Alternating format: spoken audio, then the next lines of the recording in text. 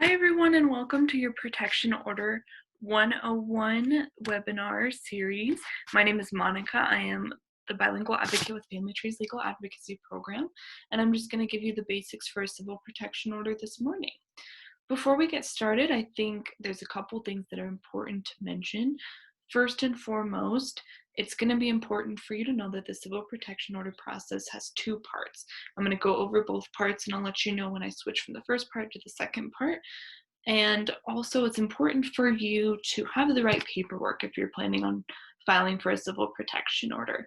So, if you're going to file for a civil protection order, make sure you have a copy of JDF 442, which is an information sheet for those who are filing for a civil protection order, and JDF 402, which is the verified motion or complaint for a civil protection order.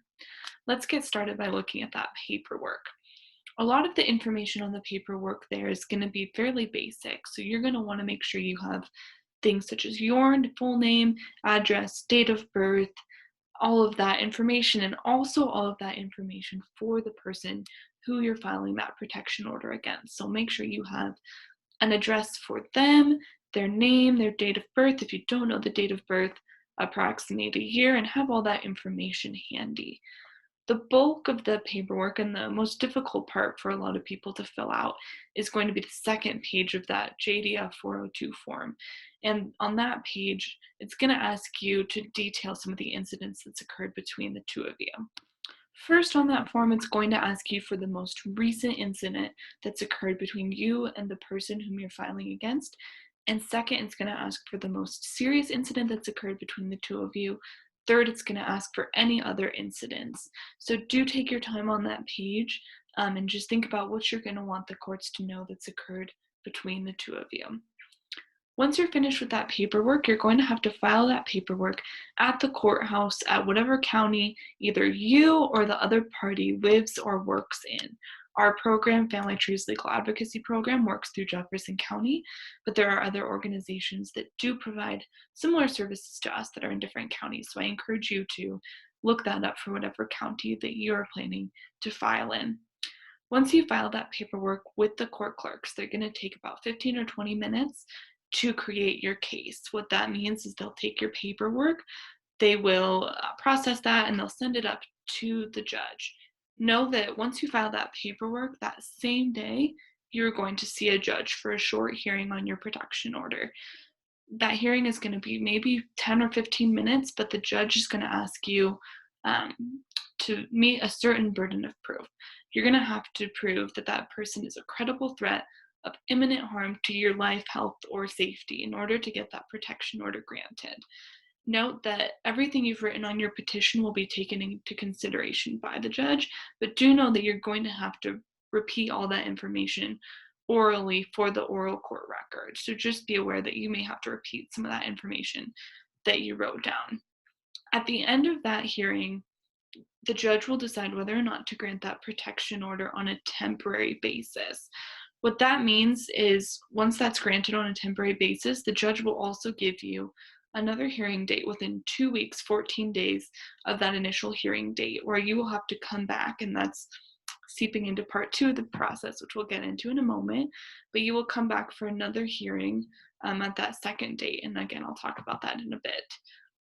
Your other responsibility in part one of this process is getting the other party professionally served with that paperwork.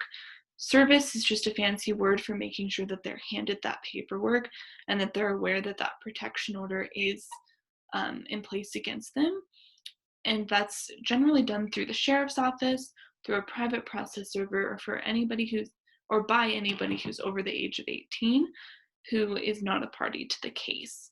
Once that person has been served, the protection order will go into place, and that's when you'll have that temporary protection. What that protection is going to look like for you is that wherever you are physically, there will be a bubble of protection around you for about 100 yards everywhere you go where that person cannot also be. If you choose to list any other protected addresses on that form, such as your home, a school, a workplace, or any other addresses, those addresses will also be protected at all times, whether or not you are present. So let's start to talk about part two of this process, and this will be a little bit quicker. Part two is, again, when you're showing up for that second protection order hearing. And at that second protection order hearing, you as the petitioner are going to have the right to request that protection order be made permanent, be extended for up to 1 year, or to be dismissed. If the other party has been served with that paperwork, they'll also have the right to appear at that second hearing. And they'll have a right, just as you will also have a right, to prepare any evidence, testimony, or witnesses that you may want to have present at that hearing. That's one more thing is that the burden of proof is going to be a little bit different for that second hearing. So make sure that you have prepared evidence that shows that that person or testimony or whatever you want to present to the judge, um, that person, unless restrained, will continue to be a threat to your life, health, or safety. If you have any questions or you want help with the protection order process, please feel free to reach out to our program at 303-271-6559 or legal advocates at thefamilytree.org. Thanks so much and hope you have a good rest of your day.